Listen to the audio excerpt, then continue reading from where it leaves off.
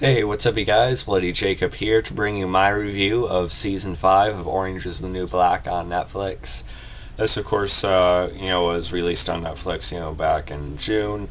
And, most people just, binge watch, the crap out of shows on Netflix. Some people even finishing it within like a day or two, I guess. I'm just more the type that kind of likes to go about it a little bit slower, I guess, to, just take it in and enjoy it, savor it. Because if I finish it too fast, it'd be an even longer wait than it already is going to be. So it's not that I don't enjoy it, that I took so long to finish it. It's just that I wanted to, have Orange is the New Black to watch, for a little while anyway. I also know like the episodes were leaked prematurely, like the first 10 or so. I just think that's stupid if you want about it watching it that way. Honestly, like you turn it or download it or something. I heard the quality of that isn't that good anyway, as far as like the video quality goes. I mean, and really, it just seems like a bad choice if you're actually a fan of the show. It seems like you'd really want to like watch it the proper way to give it its due, give it its actual support. But hey, whatever. I finished it a few days ago, and I gotta say this is a really good season. I liked it quite a bit. I think this may be the best. I don't know if I want to say it's the best season of the show so far, but I think it's. I think it could very well be one of them. It could be one of my two favorite seasons. I'd have to go back and watch some of the stuff from the previous four. But I think this could definitely be one of my two favorite seasons. I think, just depending. So of course we have the whole riot and then the whole standoff, between the inmates of Litchfield and, of course, no one else on the outside. Piscatella, who we'll talk more about a little bit later in the video. As well as the MCC and others, the mayor trying to defuse the situation. So that premise is pretty much the whole season. And at first, I didn't like that too much. I didn't really want the whole scenario to be dragged out, for 13 episodes.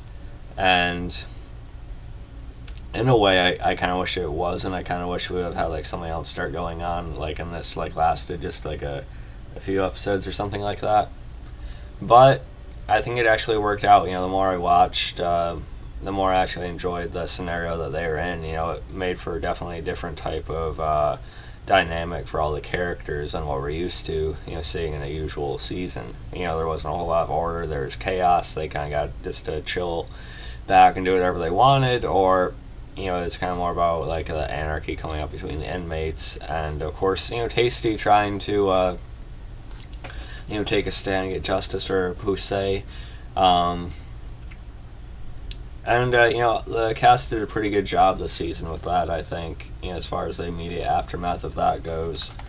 So let me pull up the cast list real quick so I can give everyone their due. Just give me a second here. Alright.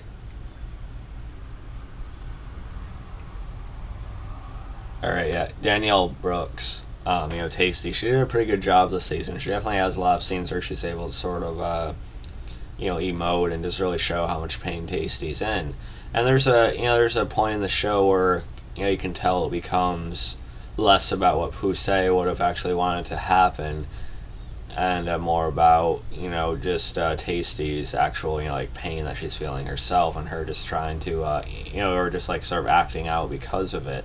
Or maybe I shouldn't say acting out, but as even Black Cindy, says later on, it kind of turned into something more of her agenda, quite a while ago. That is just kind of driven by the grief she feels for losing her best friend. But I still thought Danielle Brooks did a really nice job, especially like one of her speeches, on where the cameras are filming her just outside the prison and everything. I thought she actually did really well acting wise. And there's a lot of little things throughout the season that, of course, I found funny throughout. It'd be hard to just go back and everything because, this video is going to be, kind of, semi-brief. So if I try to go into everything, I'd turn into like half an hour or something like that. But I just enjoyed a lot of things. I enjoyed, Boo and Pennsatucky's dynamic. I really like them as friends. And my girlfriend's just now starting season 3 of Orange is the New Black, and it's been kind of fun to go back and watch a little bit of the earlier stuff with her, and then see like how far characters like Pennsatucky have come, or how much they've changed since those earlier seasons. And then, of course, Caputo's girlfriend, the other member of MCC, she ends up kind of having to masquerade as an inmate to try and survive the scenario. She tries to follow, Boss and, Piper around, but they eventually, brush her off on various occasions. And luckily for her, though, Boo takes an interest. And they kind of form a relationship, but, she just goes along with Boo, as, like, protection and everything like that. But she seems to really start, to like being with Boo, as you can directly tell in various scenes. Of course, Boo eventually finds out that, of course, she's not just an inmate, she is someone, lying to her and just trying to survive this, prison scenario. And I just loved how Boo screws her over at the end of the season, when she finds out that, she was lied to. She tries to tell one of the guards at the end, I'm with MCC, you need to get me out of here. And then Boo just turns into like a whole idea, like, oh, they're all just saying that, so don't listen to her. Boo's like, I'm with MCC too. Help me. That's just really hilarious. So that's one of my favorite parts of the season, just like comedy wise. Leah Delaria, she just delivered that so well. I don't know. Boo is one of the best characters for sure. My favorites are Piper, Voss, Nikki, and Boo. And Pennsatucky's pretty close too, as well as Caputo. I like Caputo a lot. Of course, a lot of the guards and a lot of the actual workers, they're held up as hostages. Most of the guards are humiliated in various ways throughout the season. They're locked in porta potties. They did still give some, gave some stuff for Caputo to do, though. There are a couple inmates that go to him for help, like Mendoza and everything like that. And he still does show that he does care about what happens with them. He tries to talk Tasty down a few times, especially when Tasty doesn't take the deal of giving him every other demand but the arrest of Bailey. And Bailey, meanwhile, he's just in complete, downward spiral. He's just, he hates himself. He goes to Pusey's father and just wants to condemn himself to pain and punishment, but his father won't do that for him. He wants him just to suffer with what he did throughout his life. And I thought the actor actually did pretty well. I'm sure it'll come up again in season 6. Like I said, I really liked Caputo's stuff this season too, for what he had anyway. I like his back and forth with Fig when Casey was using him to negotiate the terms and everything. They have some really, really odd chemistry together for sure. Nick Sandow, again, really good job. There's just a lot of... Again, I can talk about all these little things, but just go on for way too long. We'll talk more about Piper and Alex in a little bit here too. But then we have Piscatella. He was really the main antagonist of this season. And I thought all that turned out really, really well, actually. Especially an episode where he actually gets into the prison and starts picking off some of the inmates one by one. It played like a horror movie. So that was kind of fun.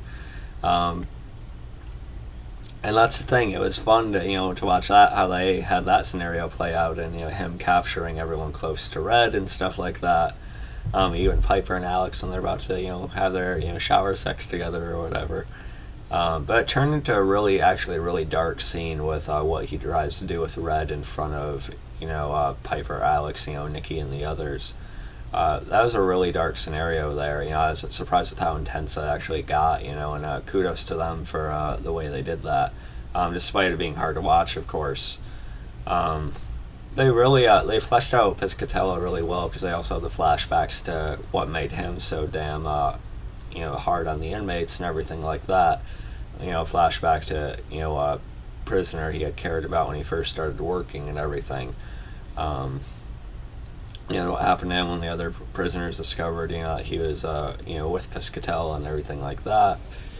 I thought that was all really well handled, and when Tasty comes out at the end, when they had captured Piscatella finally, after he broke Alex's arm, fuck him for that. But Tasty points a gun at his head, and Piscatella says things like, "Oh, you don't want to be like me. You don't want to do this and end up like me." I thought they really brought him full circle, and then when he comes out at the end, and the guard panics, or the SWAT team member or whatever panics and shoots him anyway. The way that played out was pretty intense as well, and the way the season closed is just cutting off when they come in to the hideout of the group. They cut off right there, of course they do. But what I also loved about the season was of course Piper and Alex. I'm really, really happy for him, especially with Piper proposing to Alex in the final episode or two. I was really, really giddy about that. I cheered. That was a really happy moment. I think one of the happiest moments in the show, and of course Alex says yes, and just their chemistry is just great. I just love that so much. And Morello, she went through a lot of season as well with Vinny, and thinking she's pregnant and everything like that. And of course Nikki's sort of a little bit mixed on that as well. And then of course Nikki and Red still have some good scenes together as well. So, and there's even more I could go into. Crazy Eyes got a lot to do as usual. There's a lot of other things, with some of the other side characters throughout that were fine as well. But yeah, I could just go on and on, but overall I just thought season 5 was a really good season for the show. Like I said, I think it's one of the best, if not the best, they've done. Glad the show's been renewed through season 7 at least, so looking forward to it.